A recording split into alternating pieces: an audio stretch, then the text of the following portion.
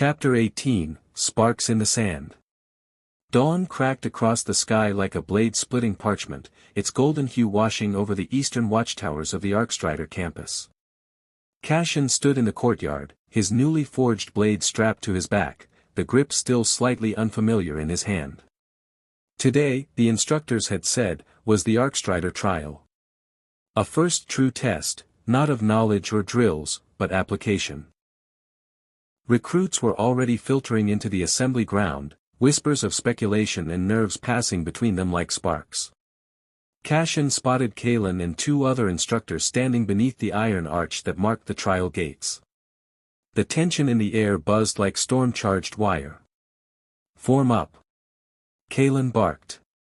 The recruits snapped to attention.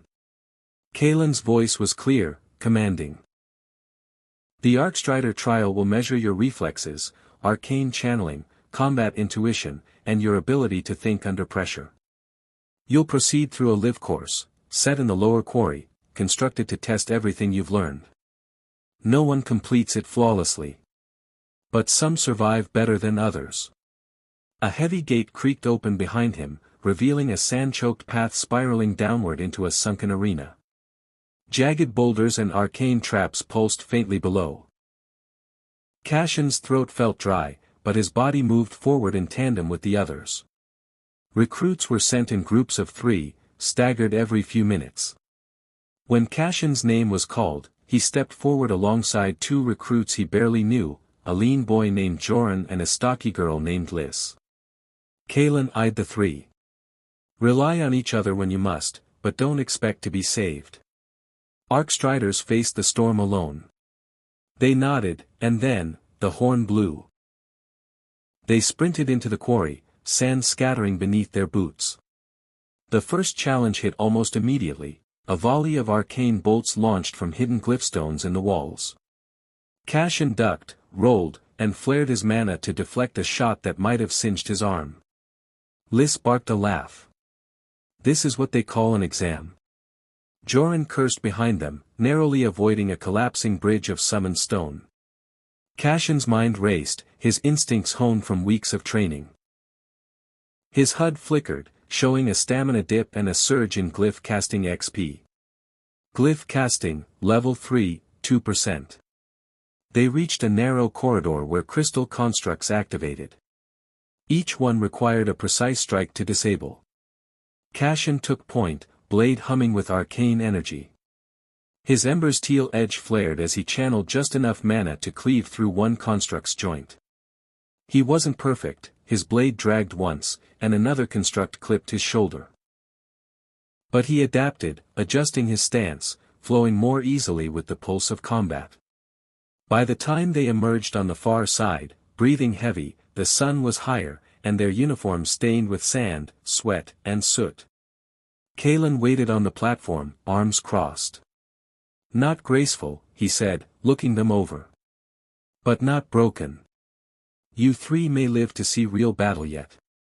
Cassian grinned, chest heaving. He wasn't the fastest or strongest. But for the first time, he felt like an Arcstrider in truth. Not just a student chasing shadows, but a blade being sharpened by fire. Chapter 19, Observing the Flames. With the Arcstrider's first trial complete, the initiates were ushered from the training grounds toward the southern Colosseum terraces. The stands overlooked the grand proving grounds, a vast ring of sand, stone, and runes etched into the floor, gleaming in anticipation of what was to come. Instructor Kalen led them to the Arcstrider section of the stands, his expression unreadable. "Today," he said, "you'll witness the other divisions undertake their first trials. Observe closely. You may find yourselves working alongside, or against, these other disciplines in the future." Cassian took his seat beside a few familiar faces. The heat of the sun clashed with the anticipation in the air. To his right, someone passed him a spyglass enchanted to follow movements with greater clarity. Cassian took it, eager to watch. First to enter the proving grounds were the initiates of the Ironblood division. Dressed in layered sparring armor and carrying tower shields nearly as wide as they were tall, the Ironbloods radiated brute strength and resilience. Their trial focused on coordinated defense. They had to hold a fortified position against conjured elemental threats. Massive elemental constructs, conjured by instructors and illusionists, descended upon their formation. Cashin watched in awe as the Iron Bloods locked shields, forming a wall that deflected fire, wind, and ice alike. One initiate was hurled backward by a fireblast, only to be hauled back into formation seconds later. Grit and unity, it was their creed in action. Next came the Skybrand Division, their uniforms etched with lightning motifs and lighter armor designed for movement. Their task was aerial evasion and precision strikes. Mana wings, some mechanical, others purely arcane, flared to life as they took to the skies.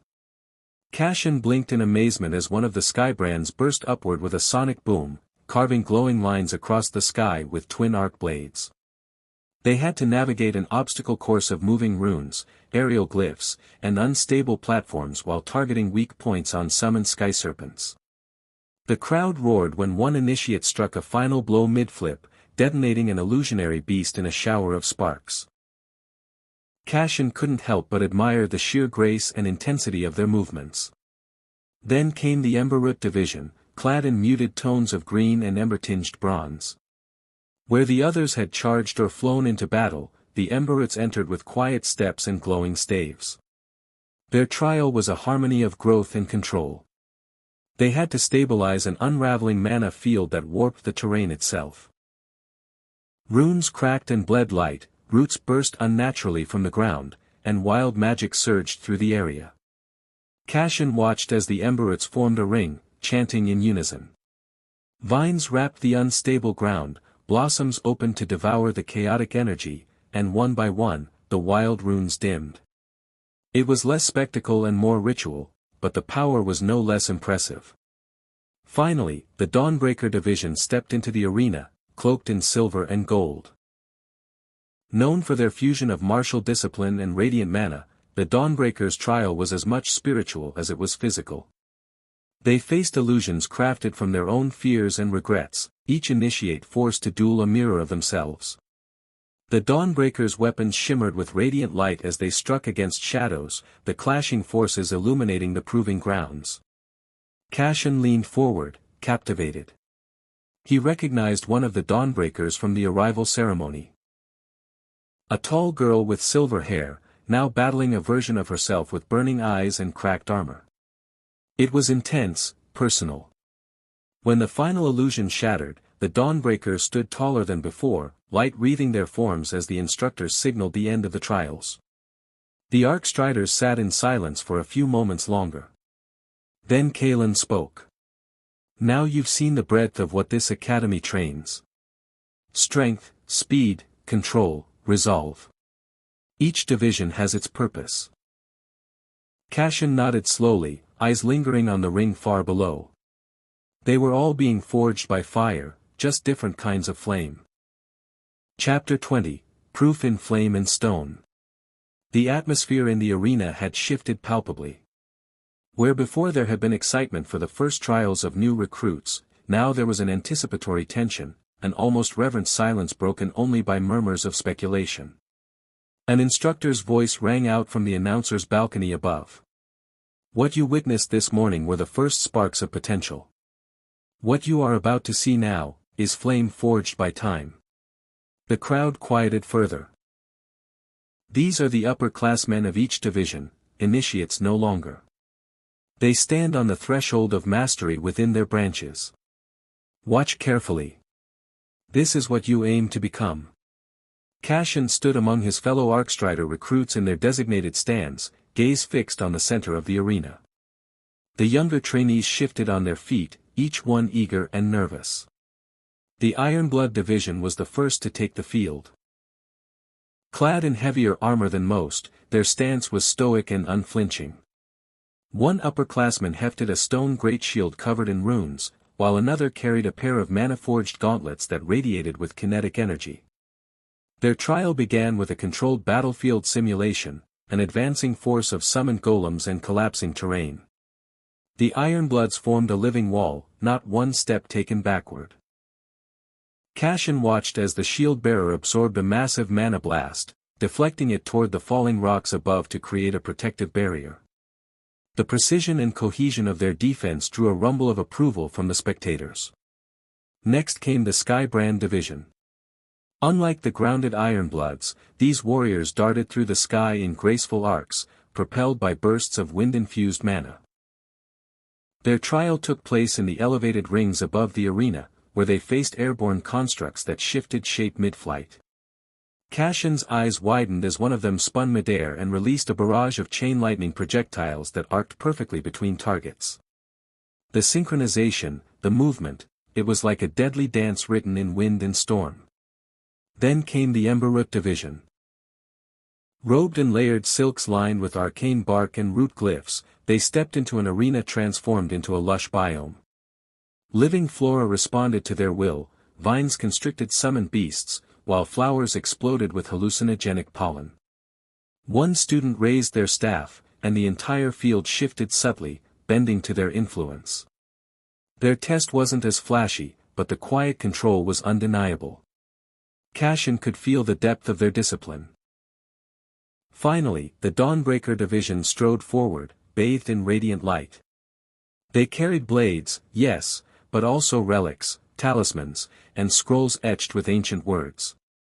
Their trial was part combat, part invocation. Against summoned horrors from shadow realms, they burned like miniature suns, cleansing darkness with each strike. Their leader cast a radiant barrier mid-combat, shielding their team while chanting a verse that banished a spectral wraith with a pulse of holy fire. Even the seasoned instructors in the upper stands nodded in quiet approval. Cashin found himself breathless. Every performance had been so distinct, yet undeniably powerful. Each branch specialized in something unique, their strength honed through years of relentless practice. As the Dawnbreakers exited the field, the announcer's voice rang out once more. And now, the Arcstriders. The arena quieted again, an expectant hush falling over the crowd as the upperclassmen of Cashin's own division stepped onto the sand. Cashin leaned forward, pulse quickening.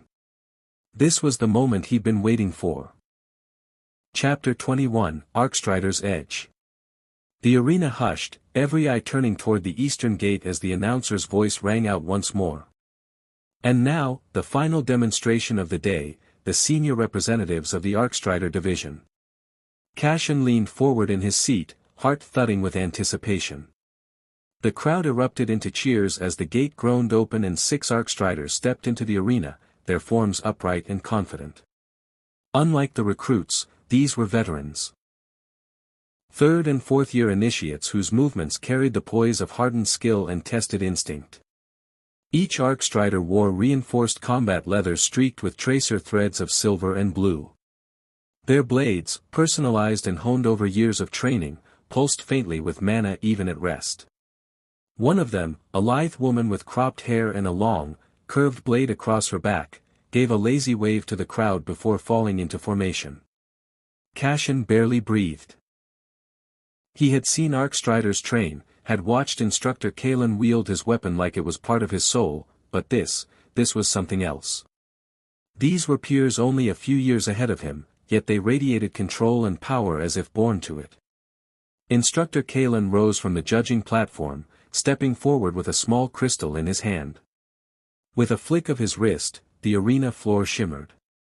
Out of the smooth stone rose conjured terrain. Stone outcroppings, high platforms, narrow bridges suspended by arcane anchors, and a scattering of rune-marked pylons. A perfect training ground for Arcstriders. Today, you'll witness what mastery in motion looks like, Kalen declared. No scripts. No set pieces. Just a live demonstration of the disciplines that define our division. Cashin's grip tightened on the edge of his seat. Kalen stepped back and the terrain sealed itself with a pulse of energy. A silence fell over the arena. Tense, expectant. Then the Arcstriders moved. They split into 2 teams of 3, launching into motion like lightning unleashed. The air cracked as glyphs were etched mid-dash, pulsing into barriers, feints, and momentum bursts. The narrow bridges became launching paths. Walls were no longer obstacles but springboards. Cassian could barely track their movement. Blades flashed, clashed, deflected. One senior student dove from a high platform, spinning midair as her blade ignited in a burst of controlled flame, ember's teal edge, Cassian realized, flawlessly cast mid-combat. Another weaved between pylons, his footwork fluid, using momentary glyph platforms to step where no solid ground existed. They weren't just fighting. They were dancing. Around him, fellow recruits leaned in, some murmuring awe, others going silent, overwhelmed. The sheer elegance of it defied what they'd been told Arcstriders could do. This wasn't defense or dueling. This was battlefield artistry. Cassian's HUD flickered briefly in response to what he was witnessing. It highlighted minor technique notations, tagging them with probabilities and cooldowns. He blinked in amazement. The system was struggling to categorize the rapid shifts of form and technique. When the mock battle concluded, the Arcstriders stood amid simulated smoke and drifting mana threads. Their blades lowered. Every eye in the arena was on them. Then the silence shattered into a roar of applause. Cassian sat back, breathless. If he had any doubts about the path he'd chosen, they vanished in that moment. That was his future. That was his edge to claim. Chapter 22, Legacy in the Stacks. The announcement came just after the Arcstrider demonstration ended. Instructor Kalen addressed the gathered recruits with a rare edge of approval in his voice. You've earned it. The remainder of today and all of tomorrow are free days. Rest, reflect, or train if you must. Quarter 2 begins at dawn 2 days from now. A collective exhale passed through the group like a breeze. Cassian could feel the tension in his shoulders begin to loosen, the pressure of constant training briefly lifted. Yet even with a full day off ahead of him, he found his mind couldn't rest. Not yet. After a quick meal and a few brief conversations with fellow recruits, Cassian veered away from the common grounds. Instead of returning to the dormitory, he followed the polished marble paths toward the towering structure on the far end of the campus, the Grand Archive. The archive was vast, older than most of the academy buildings, and pulsed faintly with ambient mana. Vaulted ceilings loomed overhead, etched with constellations and arcane sigils. Its shelves reached impossibly high, stacked with tomes, scrolls, and crystalline data slates that shimmered when touched.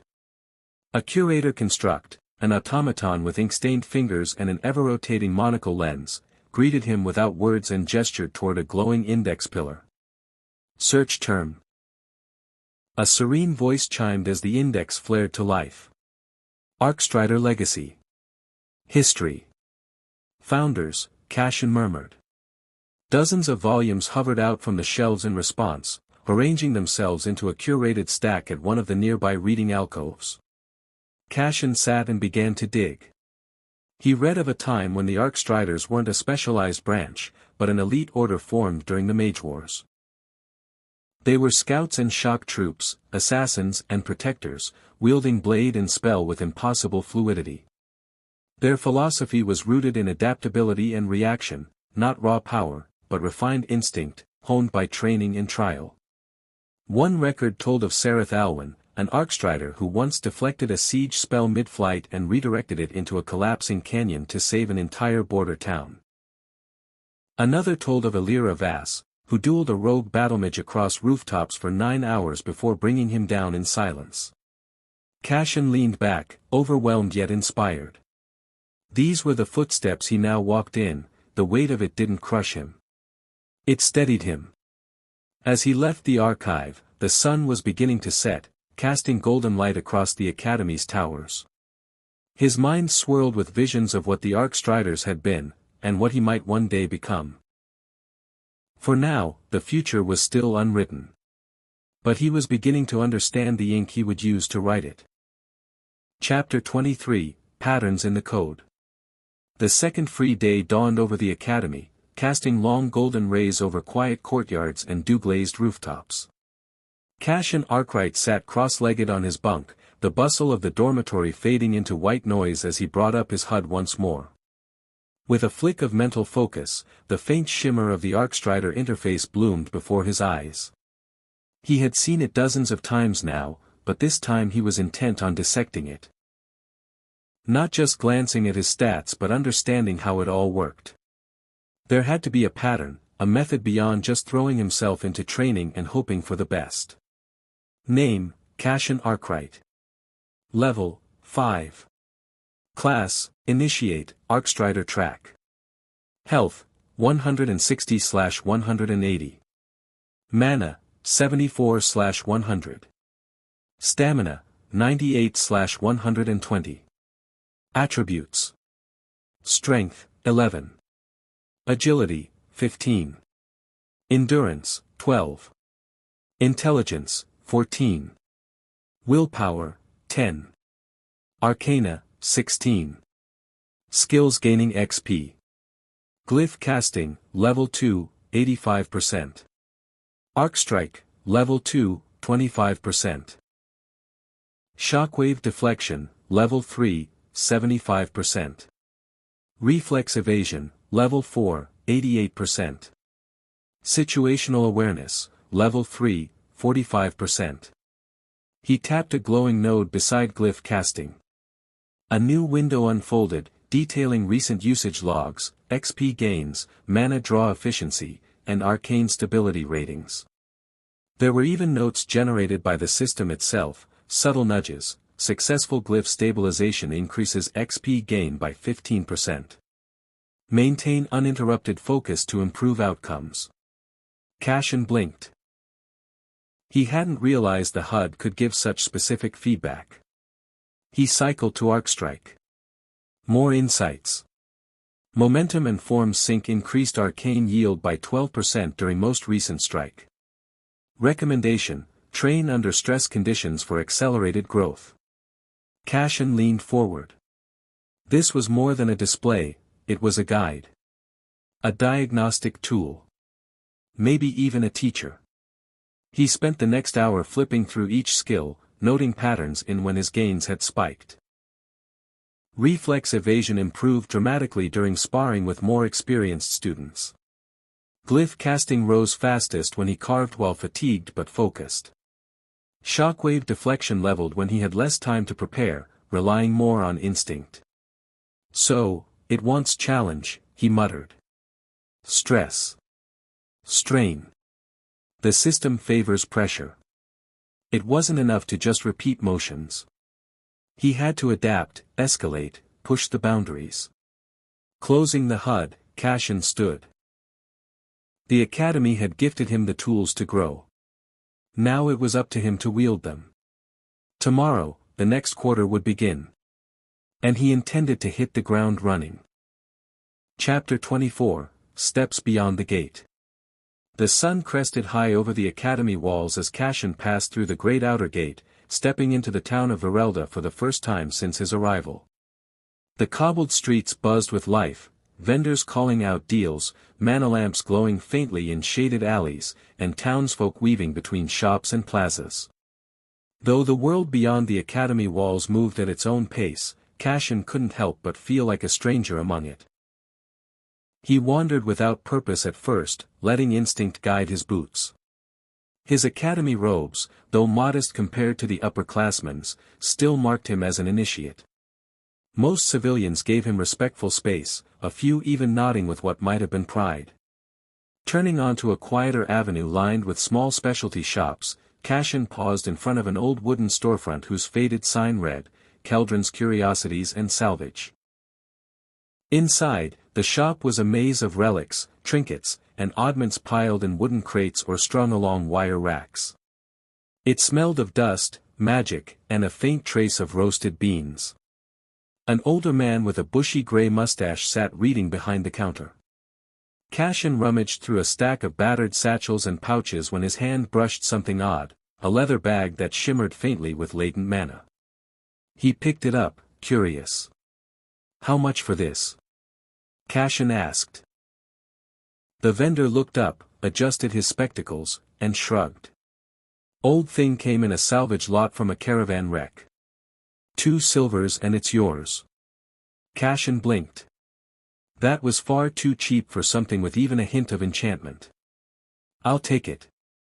After slipping the bag over his belt, he sent a flicker of mana into it. A tug, then the pouch yawned open internally, revealing a larger storage space than it had any right to contain. It was a minor dimensional storage bag. Rare, expensive, and incredibly useful.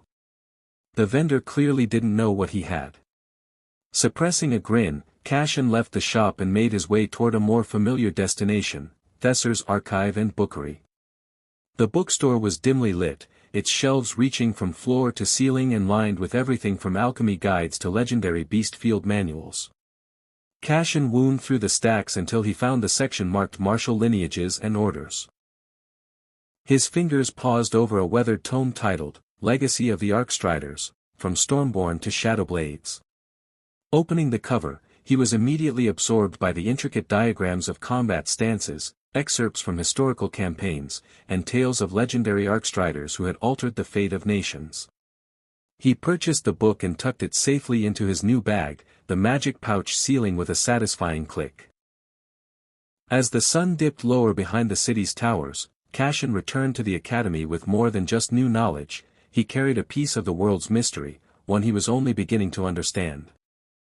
Chapter 25, Weaving Sparks. The clangor of the city faded as Cashin stepped through the gates of the academy once more, his pace slower now, contemplative. He could still feel the faint hum of mana pulsing from the belt at his hip. The item bag he'd picked up from the vendor nestled there like any ordinary pouch, though he now knew it was anything but. He tapped the edge of the belt absently, reassured by its presence. It had already proven useful, carrying the book he'd picked up earlier from the cramped little bookstore tucked into the edge of the trade ward. The tome, bound in faded navy leather and traced with silver threading, was a volume dedicated to the legacy of the Arcstriders. It rested safely inside the pocket dimension of the item bag. Back in his dorm room, Cashin locked the door behind him and slumped into the desk chair. The room was quiet, lit by the amber glow of the setting sun bleeding through the high window. He reached for the book through the item bag, willing it to appear in his hand, and there it was, solid and cool, its spine creaking as he opened it. The first few pages were a dense recounting of the Order's founding, an elite cadre of battlemages and blade wielders forged during the Second Cataclysm to serve as both scouts and shock troopers. He skimmed ahead until names began to appear. Figures like Ser Kalen Voss, the Stormpiercer, and Elira the Gleamblade, whose techniques had formed the foundation of the modern Arcstrider curriculum. He paused on a section describing the Blade Walk, a technique involving short-range teleportation through energized glyph slashes. It sounded fantastical, and dangerous. Cashin leaned back, his fingers drumming on the cover. He wanted more than just to keep up in training. He wanted to thrive. These legends, they weren't just history. They were blueprints. Setting the book aside, he activated his HUD, letting its translucent blue interface shimmer into view. The numbers were steady. His health and stamina had recovered since the sparring bouts, and his mana reserves were full. He examined his skill XP bars, noting which ones had budged from training and which had stagnated. There had to be a pattern. A way to train smarter, not just harder. Cashin returned his gaze to the book. He decided then and there to treat it not as a mere record of the past, but as a guide, a roadmap to techniques long forgotten or glossed over. If the Academy's instructors weren't teaching everything, perhaps this tome held the missing pieces. Each name, each maneuver, each glyph was another opportunity to sharpen his edge. He would study the descriptions, cross-reference the techniques with what he'd learned in class, and begin mimicking the forms in secret. If he could understand the principles behind the legendary techniques and slowly integrate fragments into his style, he might outpace even the most naturally gifted recruits. It would take patience. It would take risk. But Cashin Arkwright was no longer content to follow the path set before him. He meant to carve his own. And Cashin Arkwright intended to make the most of it.